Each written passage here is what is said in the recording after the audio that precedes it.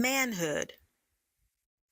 Manhood is the isthmus between two extremes, the ripe, the fertile season of action, when alone we can hope to find the head, to contrive united with the hand to execute.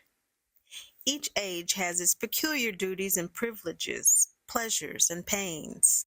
When young, we trust ourselves too much. When old, we trust others too little. Rashness is the error of youth, timid caution of age. In youth, we build castles and plan for ourselves a course of action through life. As we approach old age, we see more and more plainly that we are simply carried forward by a mighty torrent, borne here and there against our will.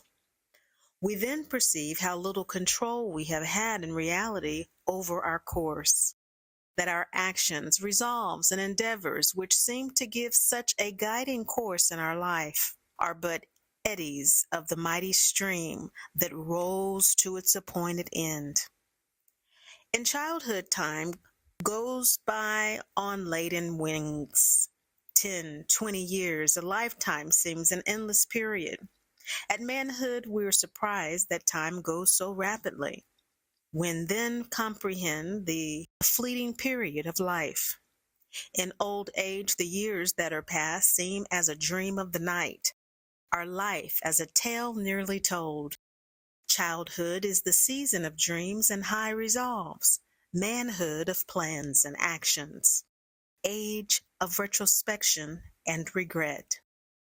There is certainly no age more potential for good or evil than that of early manhood.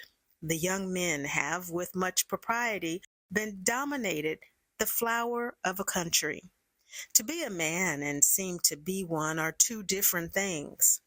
All young men should carefully consider what is meant by manhood. It does not consist in years simply, nor in form and figure.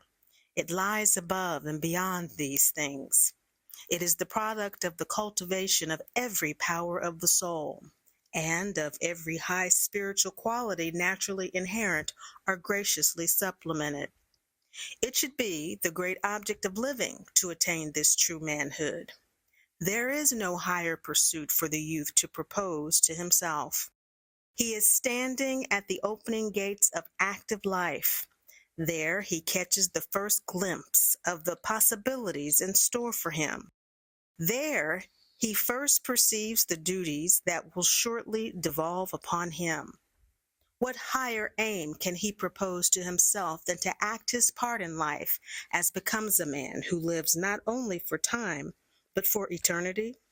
How earnestly should he resolve to walk worthily in all that true manhood requires. There are certain claims, great weighty, resting upon all young men, which cannot shake off if they would.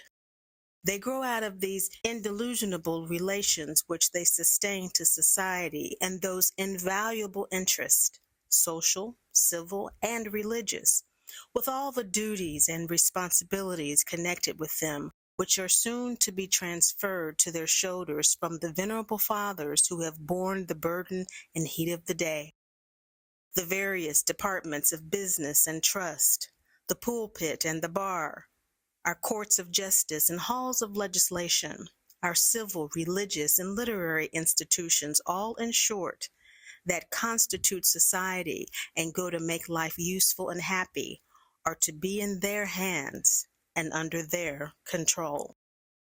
Society, in committing to the young her interests and privileges, imposes upon them corresponding claims and demands that they be prepared to fill with honor and usefulness the places which they are destined to occupy. Young men cannot take a rational view of the station to which they are advancing, or of the duties that are coming upon them, without feeling deeply their need of high and peculiar qualifications. Every young man should come forward in life with a determination to do all the good he can, and to leave the world the better for his having lived in it. He should consider that he was not made for himself alone, but for society, for mankind, and for God. He should consider that he is a constituent, responsible member of the great family of man, and while he should pay particular attention to the wants and welfare of those with whom he is immediately connected, he should accustom himself to send his thoughts abroad over the wide field of practical benevolence. There is within the young man an uprising of lofty sentiments which contribute to his elevation, and though there are obstacles to be surmounted and difficulties to be vanquished, yet with truth for his watchword, and relying on his own noble purposes and exertions, he may crown his brow with imperishable honors. He may never wear the warrior's crimson wreath, the poet's chaplet of bays, or the statesman's laurels, though no grand universal truth may at his bidding stand confessed to the world, though it may never be his to bring to a successful issue a great political revolution, to be the founder of a republic which shall be a distinguished star in the constellation of nations. Even more, though his name may never be heard beyond the narrow limits of his own neighborhood, yet is his mission none the less a high and noble one. In the moral and physical world, not only the field of battle, but also the cause of truth and virtue calls for champions, and the field for doing good is white unto the harvest. If he enlist in the ranks, and his spirits faint not, he may write his name among the stars of heaven. Beautiful lives have blossomed in the darkest places, as pure white lilies full of fragrance sometimes bloom on the slimy, stagnant waters. No possession is so productive of real influence as a highly cultivated intellect. Wealth, birth, and official station may induce a cure an external superficial courtesy, but they never did and never can secure the reverence of the heart. It is only to the man of large and noble soul, to him who blends a cultivated mind with an upright heart, that men yield the tribute of deep and genuine respect. A man should never glory in that which is common to a beast, nor a wise man in that which is common to a fool, nor a good man in that which is common to a wicked man. Since it is in the intellect that we trace the source of all that is great and noble in man, it follows that if any are ambitious to possess a true manhood, they will be men of reflection, men whose daily acts are controlled by their judgment, men who recognize the fact that life is a real and earnest affair, that time is fleeting, and consequently resolve to waste none of it in frivolities. Men whose life and conversation are indicative of that serious mien and deportment which well becomes those who have great interests committed to their charge, and who are determined that in so far as in them lies life with them shall be a success, who fully realize the importance of every step they may take, and consequently bring to it the careful consideration of a mind trained to think with precision. The man who thinks, reads, studies, and meditates has intelligence cut in his features, stamped on his brow, and gleaming in his eye. Thinking, not growth, makes perfect manhood. There are some who, though they are done growing, are only boys. The constitution may be fixed while the judgment is immature. The limbs may be strong while the reasoning is feeble. Many who can run and jump and bear any fatigue cannot observe, cannot examine, cannot reason or judge, contrive or execute. They do not think. Such persons, though they may have the figure of a man and the years of a man, are not in possession of manhood. They will not acquire it until they learn to look beyond the present and take broad and comprehensive views of their relations to society. As we often mistake glittering tinsel for solid gold, so we often mistake spacious appearances for true worth and manhood.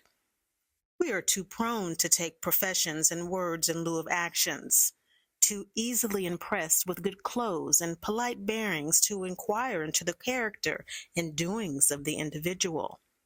Man should be rated, not by his hoards of gold, not by the simple or temporary influence he may for a time exert, but by his inexceptionable principles relative both to character and religion. Strike out these, and what is he? A savage without sympathy. Take them away, and his manhood is gone. He no longer lives in the image of his Creator. No smile gladdens his lips, no look of sympathy illumes his countenance to tell of love and charity for the woes of others. But let man go abroad with just principles, and what is he? An exhaustless fountain in a vast desert, a glorious sun shining ever, dispelling every vestige of darkness. There is love animating his heart, sympathy breathing in every tone. Tears of pity, dewdrops of the soul, gather in his eye and gush impetuously down his cheek. A good man is abroad, and the world knows and feels it. Beneath his smile lurks no degrading passion. Within his heart there slumbers no guile. He is exalted in mortal pride, not elevated in his own views, but honest, moral, and virtuous before the world. He stands throned on truth. His fortress is wisdom, and his dominion is the vast and limitless universe. Always upright, kind, and sympathizing, always attached to just principles and actuated by the same, governed by the highest motives in doing good. These constitute his only true manliness.